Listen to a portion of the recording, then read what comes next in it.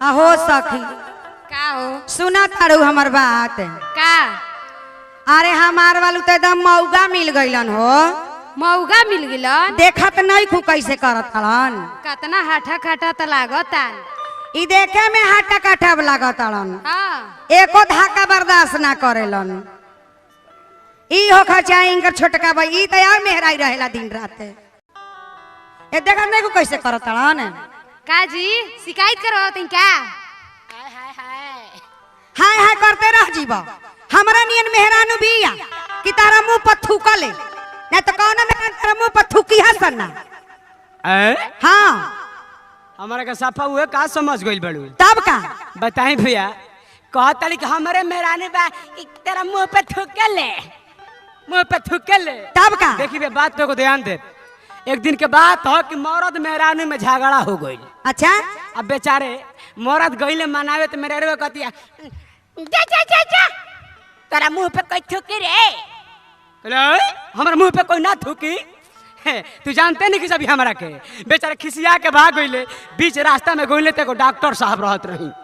Doctor साहब के ऊपर एगो साली आई रही डॉक्टर साहब होकर तो खिसिया जमत साली आई रही आ गईले आ डॉक्टर साहब के बोर्ड लिख के टांगल रहे कि रोगी देखने का समय 10 बजे से 4 बजे तक। अच्छा गईले आ लगले टक टक ताके देखे लगले देखा देखा डॉक्टर साहब के बर्दाश्त ना भइल तो डॉक्टर साहब निकल के आवतनी आ कहतनी ओ क्या देख रहे हो। अच्छा डॉक्टर साहब कुछ नहीं आपके बुढ़ा पर लिखा हुआ है कि देखने का समय 10 बजे से 4 बजे तक। बोले बेहुदा लड़की देखने का समय लिखा हुआ है कि रोगी देखने का समय लिखा हुआ है आ लड़कियां भैया उनका के ना देखत रहे कोलगेट से मुंह धोवत रहे आ धोवते धोवते पच दे उनका मुंह पे थूक देलस। अब बेचारे तेजी में भागल आ गोइले अपन मेहरारू भी आ कहत कि देख देख कहत रहिस नु तोरा से बढ़िया लड़की हमरा मुंह पे थूकले बिया तो ठीक बा हाँ। ओकरे ले थुकवाव आ ओकरे भी रह लेकिन हमार बात सुन ल सकी तोरे ले अपन हम दुख कहतानी कह ई का करेलन का करत से जिया पसुते लाई मुहावा घुमाई के आ देहिया के छोड़ देला रोज सुहुराई के से जिया पसुते लाई मुहावा घुमाई के देहिया के छोड़ देला रोज सुहुराई के काम नहीं करे कोनो पाका मरद मिलत झाका ए सखी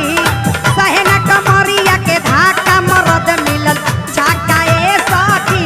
मरद मिलल झाका ए सखी मरद मिलल झाका ए सखी सहना कमरिया के धाका मरद मिलल झाका ए सखी सहना कमरिया के धाका मरद मिलल झाका ए सखी।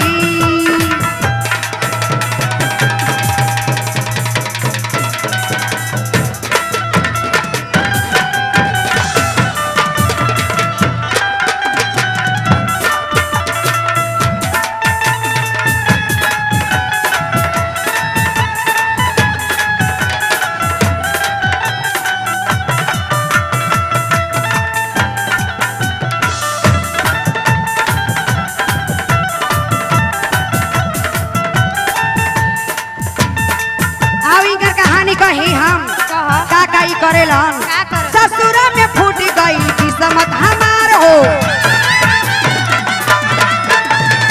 इकरा से नीक रहे दोसरे ई यार हो ससुर में फूट गई किस्मत हमार हो इकरा से नीक रहे दोसरे ई यार हो टूटे नहीं टाका ए सखी टूटले नहीं टाका ए सखी काम नहीं करे कोनो पाका मरद मिलल झाका ए सखी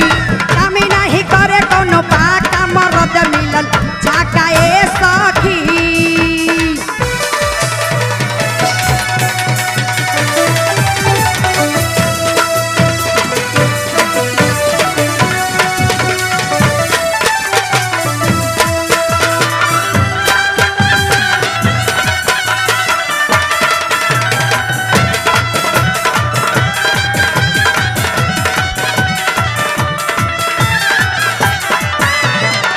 आओ इनकर कहानी कही कह अरे ई त खटिया पर से उलट जालन खटिया पर से हाँ हो रात के खटिया बिछाव रही वही पर से उलट जाइहन कवना के पही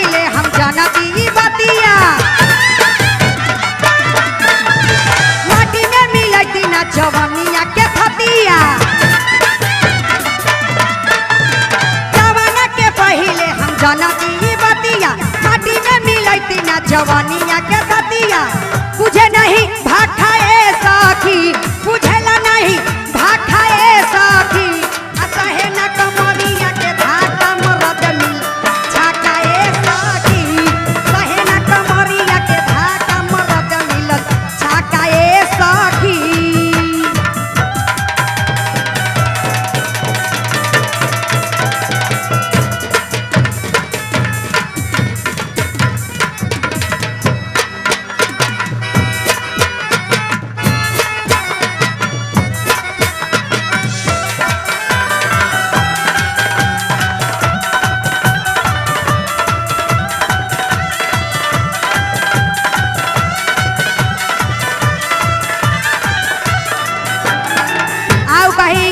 हम पिया रविंद से का भइल हमर शादी हमारो जवानिया के भइल बर्बादी।